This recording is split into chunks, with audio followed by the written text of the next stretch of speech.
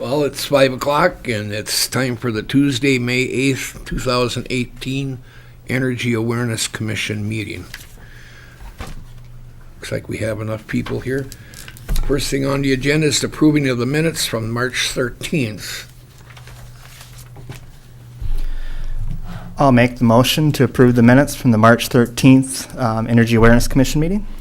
I will second the motion. Okay, we got a motion and we got a second. All right, that takes care of those two. Second thing on there is review the CIP budget. We got any questions on that? Let's see. I'll go over the what I decided to talk about this month. Picked 3 items like I usually do each month. And once again, if commissioners want any more items on here, just let me know. I'll put more on. I will go over the Energy Awareness Commission budget first. The beginning balance of $1,000 had $395 taken out of the account as of when I printed this out. The payment was for the Home and Health Show booth and the EAC banner that we purchased for the home show. Then there was an additional cost that occurred in the month of April that is not present on the balance sheet, which is also attached at the end of the action form. And that was the bill for the reusable bags that I received on April 2nd from the vendor. So that was coded, and we have a balance of $0 in our EEC account, which is good because if you remember from the other month, we haven't used this account for 3 or 4 years, so it's good that we're using the money. That's what it's there for. The next item is the home show. The home and health show account began with $3,000 budget. At the end of March, the account has a remaining balance of $158.21. Like the EAC budget, the home show budget has received bills the beginning of April, which resulted in all the funds being used for the home show as well. So that is also at $0. And this will all get started again.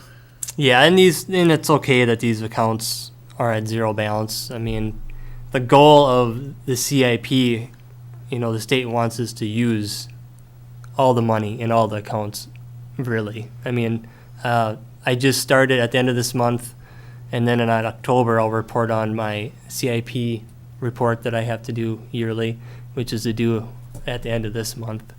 And within that, they go look at how much money we've spent out of all these accounts, and also the kilowatts an hour that we've saved through these accounts and what we give back. So that all gets figured out and reported to the state. And then the last item is energy audits. Those are for, I wrote industrial commercial customers, but it actually isn't stated that. We do have paperwork for industrial and commercial customer audits, but I believe that also residential audits could probably come out of this fund also. The energy audit fund had a beginning balance of $3,000, and as of March 31st, it still has a balance of $3,000. And looking back, within the last 8 years, the funds really haven't been used. And last time they were used was 2014, and then again in 2012 and 2011. So they haven't been utilized very much, and I'm not sure why, because the energy audit is really beneficial for everybody that wants one in the home or in a business. My comment on that, if you don't mind, is I was just kind of curious because I know it hasn't been used much. I was wondering if and how much publication we're doing with that, how many people know Right. that's out there, I guess would be my comment on that. But From what I know and what I've found, really hardly at all. It's been publicized, advertised that we have it. Yeah. So it's- No, you're the only one that goes out and does the audits then? well, currently I don't do any audits. I'm not sure how much Yeah, but if William they do did. come up, would you be I- doing them? In the future, yes. At least residential. I need to get training and certification to do that. See, William was supposed to be doing the last ones when we did them, but he never advertised for anything. Okay. Anything else with this? I guess just one other question I had, because I don't remember off the top of my head, but looking through here, the air conditioning shows up twice and on the report, and you remember what those two, because they're two different account numbers. Yeah, but which one was? I wonder if, when I ran the query on this one in code, if for some reason the box, the spacing within the box, that these are categorized and didn't cut off some, because the one should be air conditioning installation, and the other one should be Okay. air conditioning check and clean. Okay, thank you. Yep. All right, anybody else got anything on this? Should we move to accept it? I'll make that motion. Okay. Second. We've got a motion that's been seconded to receive it. Let's go to the next one there. All right. Where are we at here now? Home show budget, we've discussed that. Did we look at that at all? Can we skip over that? Well, we talked a little bit about it here just when we did the CIP here. Yeah, these are all, you can skip those. So that's Yep. all done then, okay. We can go down to the. All right, now we're down to new business there. 2018 CERTS Conference Overview. Anything on that? Let me see what that is.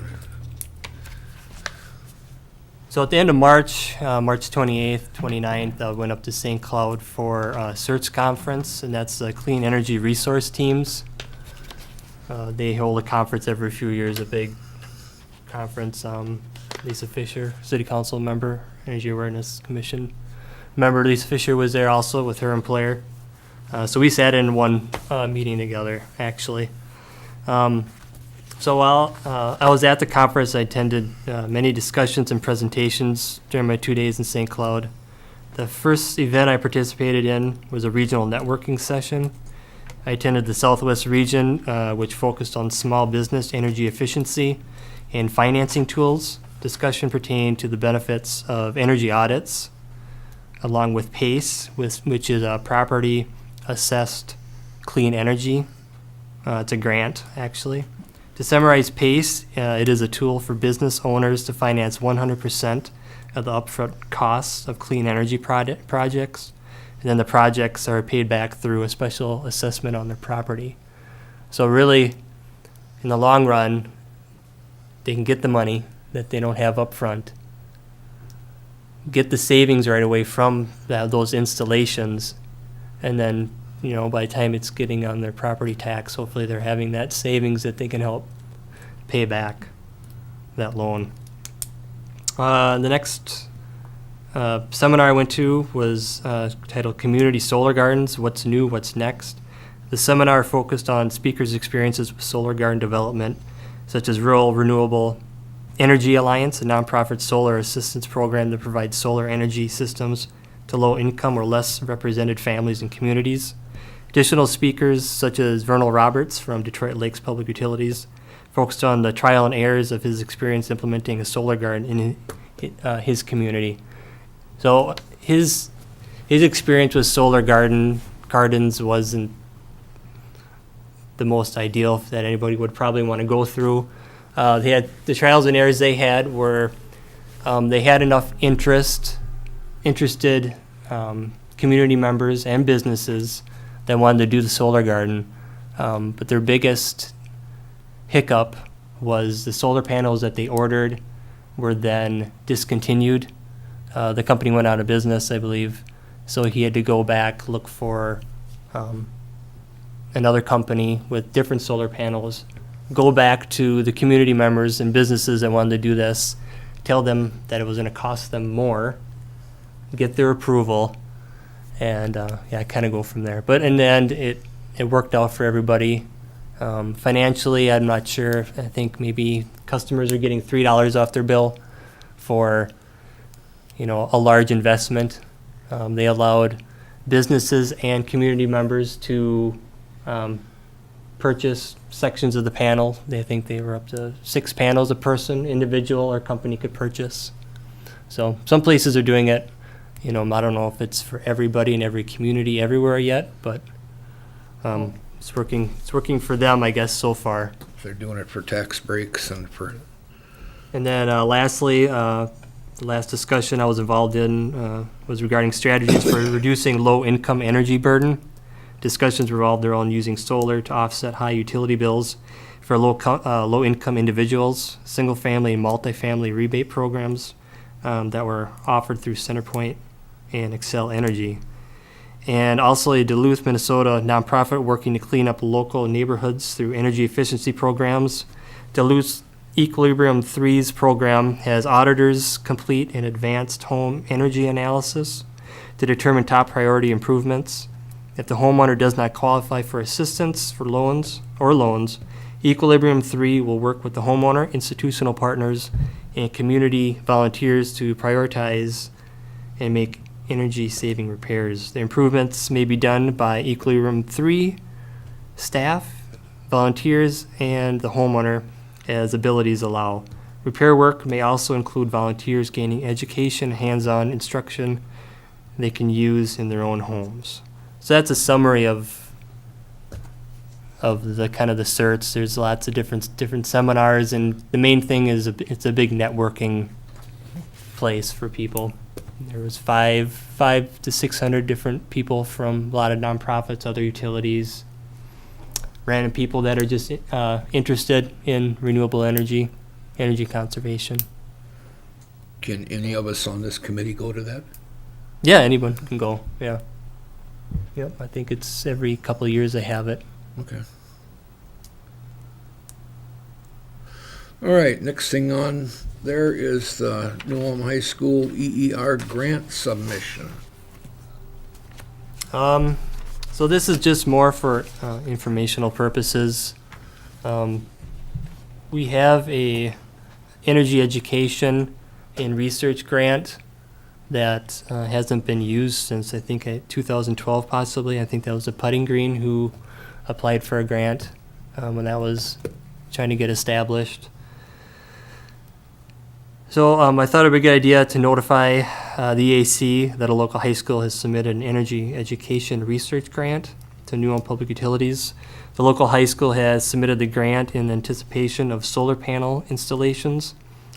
The EER grant does not fund for installation of products. It is intended to fund for educational material or experiences.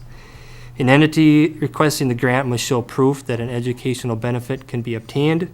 The school has submitted numerous information ideas that they will implement to help students' achievement. How the school plans to achieve the educational requirement for the grant is to use SunPower Horizon, an educational curriculum that can be embedded into the classroom. SunPower Solar provides educator workshops and a week-long academy in which educators can be trained in STEM enrichment curriculum. So what's interesting about this is I received this grant maybe 2 months ago. I read through it, and it had listed different vendors, and the one where the SunPower Solar is involved in is, I believe, Green Energy in Springfield, and the other possible vendor was Paul's Electric in town here, and I believe from finding out today, they're going through Paul's Electric, so I need to go back and talk to the high school, which is public high school, on how they're going to be using it as a curriculum and how they're going to implement it into their education. I'm sure they have a plan. It's just I need to find out which one it is, because as I stated in just before, it's not for the installation, it's for educational purposes. So. And usually this gets approved by myself and the director of the public utilities, which we currently don't have. So the plan is, unless we get a director soon, if I get the information from the high schools, to then bring it to the Public Utilities Commission and get their input and approval for the grant. How much do we have available to grant? How much- Well, this is another interesting thing I was gonna bring up. We don't have anything set aside in the budget particularly for this grant. I think it was taken from maybe the numerous, like my miscellaneous education school programs. However, what my idea is, when they get back to me, when I call them again, if you scroll back to the sheet, the CIP budget, we have budgeted $10,000 for solar electric rebate, which we no longer offer. It's still money that we need to try to use, because that's the state's goal, is that they want us to use as much or all of the funds in the CIP. Money could be taken possibly from the solar rebate. Otherwise, it would probably come from either, since if this goes through, it'll be more publicized to make sure that we have some money set aside in a row for this energy awareness and research grant. And then they're gonna set up panels and stuff, that's what they're showing them how to do that then? Well, yeah, I mean, I believe they're gonna be using it with their state-of-the-art greenhouse. So they're gonna implement this all into educational purposes. I mean, it's from installation to how it works, how a person can Okay. benefit from it, I'd assume. All right. Is it actually going to be interfacing back to PUC? Or Um, it's just going to be for internal use for just stuff they're doing there? I almost believe that they have to, for the most part. Well, I don't know if they really have to, but I believe that they would. Okay. I haven't seen that part of it yet. I mean, if they have a solar installation, would it interface with our Yeah, utility? Exactly. Would it be with the net metering? Yeah, generally, I think that's, Yeah, that's generally what people have, yeah. they don't necessarily get to use their own solar. They feed it back onto the grid and. Right. Yeah, and that net metering, as you probably know, it kind of is a meter that can go, I guess, in my opinion, it kind of can go forwards. You know, it Yeah. registers how much they use, and then if we have to buy back from them, then it meters that, and that's how Yep. they get their credit. All right, any more on that? The next thing on there, we're talking here about the Home and Health Show wrap. Yep. Yep. Home and Health Show wrap-up display purchase. So I'll wrap up with the home show, and then also the topic attached to this. We know we had a pretty good number of visitors during the home show. At least I think we did for being part of the government entity. You know, people want to talk to us for specific things. We handed out roughly 250 of the reusable bags. A lot of people were interested in the LED lights and the display. You know, that's the biggest, I think, money-saving thing a person can do, so that's probably why they were most interested in that. Yeah, and then also was discussed through some of you that were there, that would be a good idea to purchase our own display board for next year. We will again have $1,000 budget in 2019 to use towards purchases.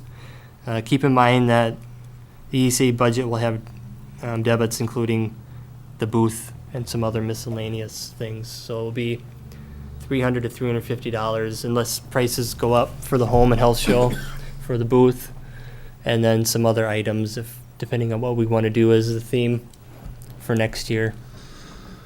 And then attached is one example. Of course, there's many, and there's lots of other vendors that are in town that we can buy from as well. This is a 5-foot by 7-foot folding display that should be roughly the same size as what the public utilities currently has. This company is selling it for about $333, give or take. Probably give a couple $100 more.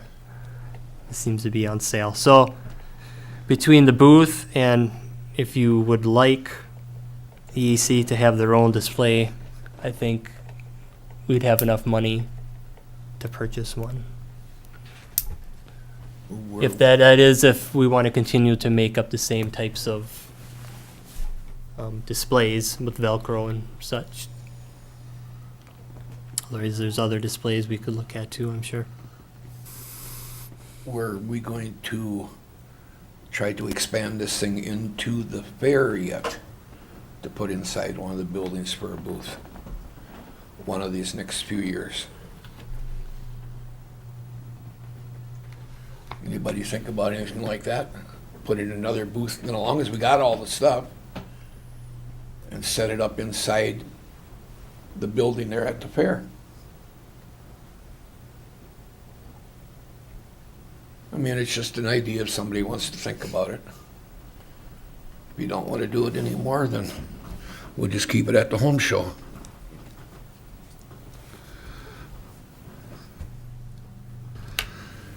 And the last thing on the new business there is the 2019 PUC calendar. Anybody else have any ideas on that? Or- Did the EEC want to vote or table the purchase of the display? Oh, yeah. This decision does not need to be made now. Well, I say go ahead and do it. Do you need a I'll budget? make a motion to go ahead and do it. What's that? Do you want the motion to include the amount that you would spend on it, or are we good? We have $350 at least for a booth, which we'll need to, for the home show, that we'll need to take out of our $1,000 budget. That leaves us, $700 left to purchase this, along with, we'll need miscellaneous things. So, yeah, I don't know if maybe $400, $500 limit on a display. I don't know what the commission has an opinion on. Did you want to empty out that budget this year like the other ones?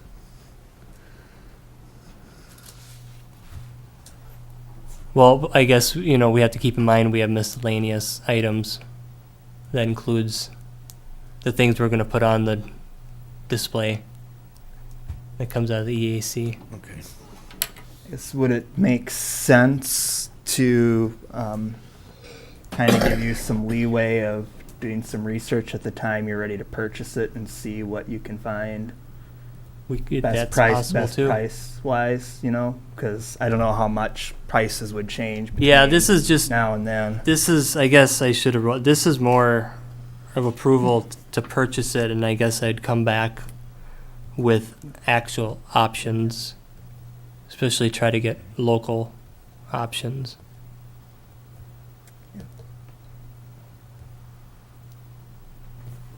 So do you need a second to the motion then? Is that what you want? Because I did make a motion. You to did get make it, a right? motion. So is there a second for it? I'll second it. Okay. Do we need to vote? Do we need to? I don't know. Yes. Yes. Yes. Okay, sounds like it passed.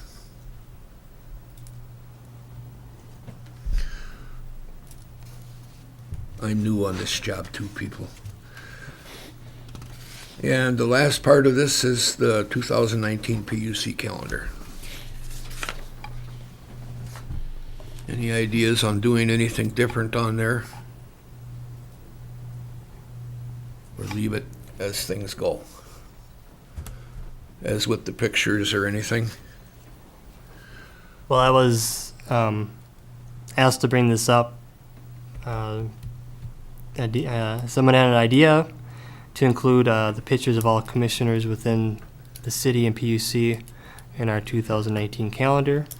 There are 17 different commissions within the city PUC. I'd like the EAC to discuss and vote on whether to include all commissioners in the 2019 calendar. So would that be instead of the other pictures, or you're saying they'd kind of be tucked in a corner Yeah, or something? instead of the It'd other be- pictures. Yes. They would not take place of the major month or other. They'd be tucked in somewhere else, or they can have their own page. It was just an idea that was thrown at me to put it on the agenda, so I put it on the agenda.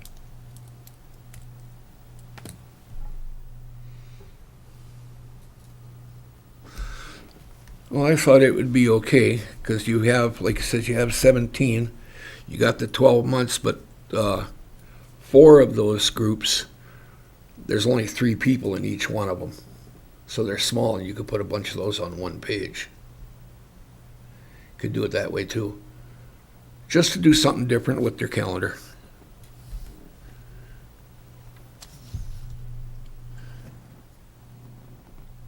Anybody like the idea, or should we just throw that out?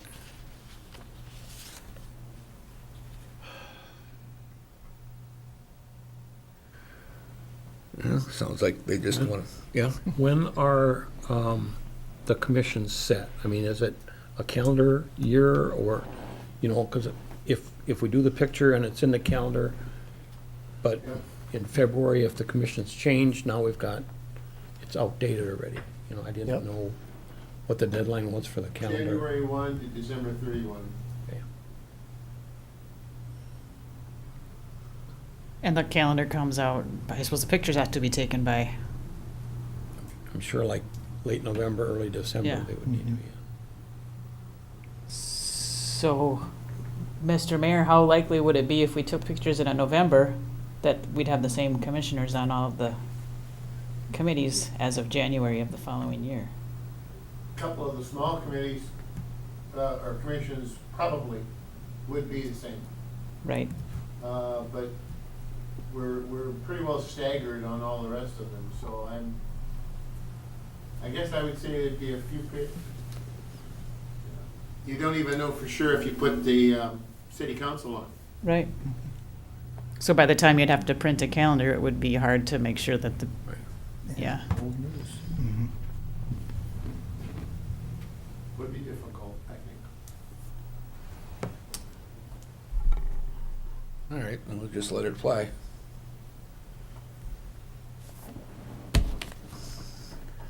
All right, anything else on new business for anybody?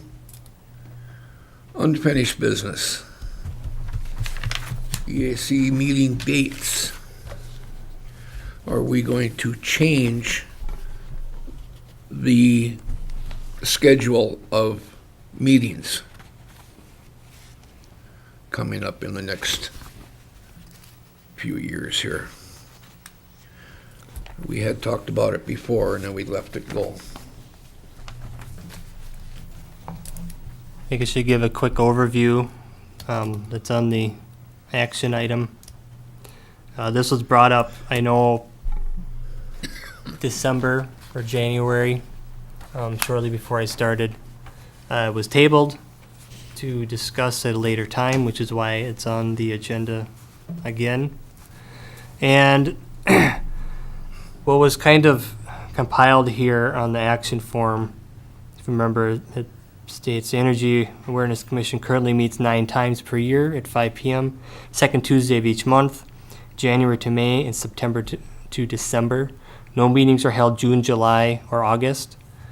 The schedule was implemented in January 2015. The schedule will be in place for all of 2018. So we're coming up kind of at our end of the year, because we're off 3 months and we kick back in, towards the end of the year. So the person who came up with this, I believe it may have been Dan when he was sitting in this spot. And the options he came up with were commissioners may consider the following proposed meeting schedules to be effective starting in January 2019. 1, meet 6 times per year, February, April, June, August, October, December. 2, meet 4 times per year, February, April, October, December. And then also the commission may also consider keeping the status quo, which is what I just had mentioned, meet 9 times per year, January, February, March, April, May, September, October, November, December.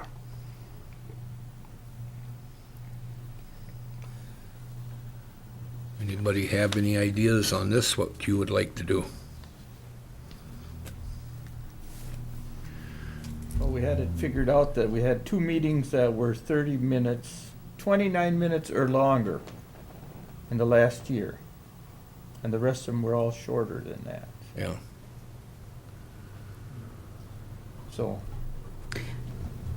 Do you know yet how often you need action from us? Like we, Actual topics that need voting on. mm-hmm, That I guess I haven't gone back and watched videos or right, gone through, a lot of past minutes to find out what. mm-hmm. I haven't been here long enough, but so Right. far, we prepared for the home show, so it'd be nice Right. to have a meeting the month before the home show. Right. Right. Any other things that come up throughout the year that we would, not want to make Right. sure we get to before a deadline needs to be You know, met, so. before I started, there was the whole solar thing along with the home show, and I'm not sure what else was all involved where things arise, and then that's a topic to cling on to, talk about it for a few months, things like that. I think As for not, being here 6 months or whatever. But you can always get a hold of us within a couple of weeks anyway, if you needed something. For a special meeting or anything.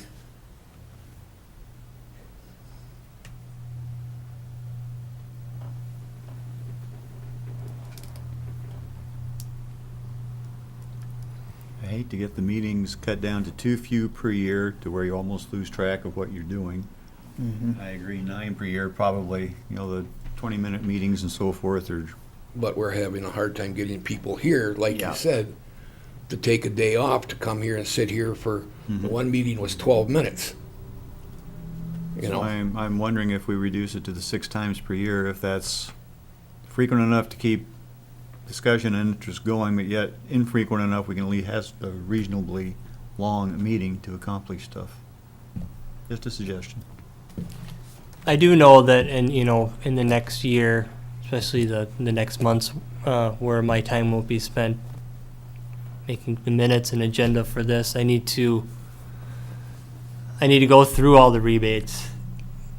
The forms some are almost original, so I'm not sure if that's something that I can just decide on myself, or if I need to get approval from the EAC to alter forms and have them updated. It's something I can certainly present to the EAC, but I don't know if it's a voting issue or not.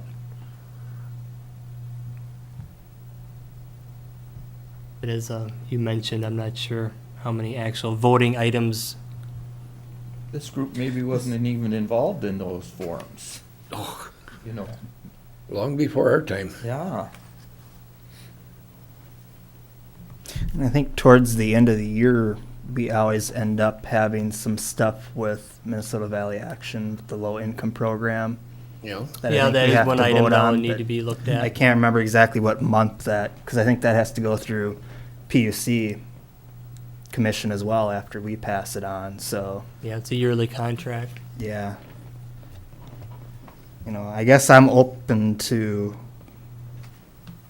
either the 9 or the 6th. And I guess the thing that kind of stands out to me with the 6 is, again, are we going to have stuff that we should be voting on? And also with the 9, I guess the one plus to that is I think usually we catch a March meeting before the home show. So if there's something else in there for the home show in March, that's not to say we couldn't, do it in February, but I look at the 6 times per year, and you've got basically 2 summer months in there where people could be Yeah. gone on vacation. that's a good point.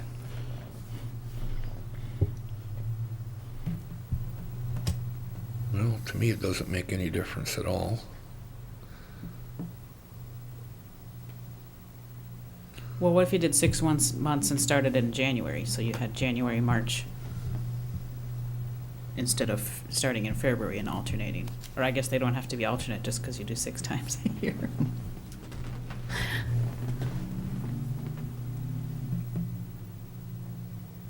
Good thought. Have the first meeting in January and the last meeting of the year in November. You know?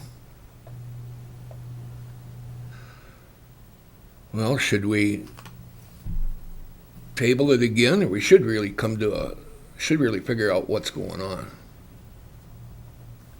Any downside to trying a new schedule? And if it turns out to be a problem, no disrespect to the people who may be watching, but it's not. You know, try I mean, it when you for a change year? meeting schedules, it's a problem for the public Yeah. if they're expecting a meeting, but, Yeah. I don't. And anticipate another that reason it- why it's being brought up now before we go on a break, we just were talking about the calendar. Get it on there. We need to be on there, correct, Yeah, is another issue. I like the idea, though, of the 6 meetings be starting in January. That way our last meeting is in November. December tends to be kind of a hectic month anyway with Christmas, and you're just coming off Thanksgiving and so forth. then we'd meet in July, so just one summer month Yeah. instead of. Exactly. So I would make a motion that we meet 6 times a year on alternating months, January through November. I would second that. Motion's been made to change the meeting schedule to 6 times per year and seconded. Do we need to vote on that? Yes. So January, March, May, July, October, and November is what we're seeing. Yes.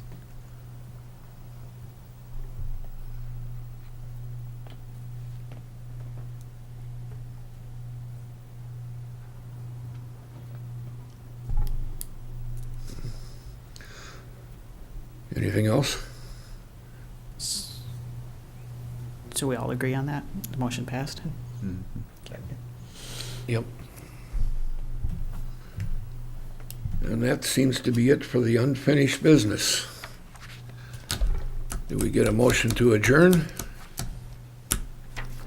I move we adjourn. I'll second.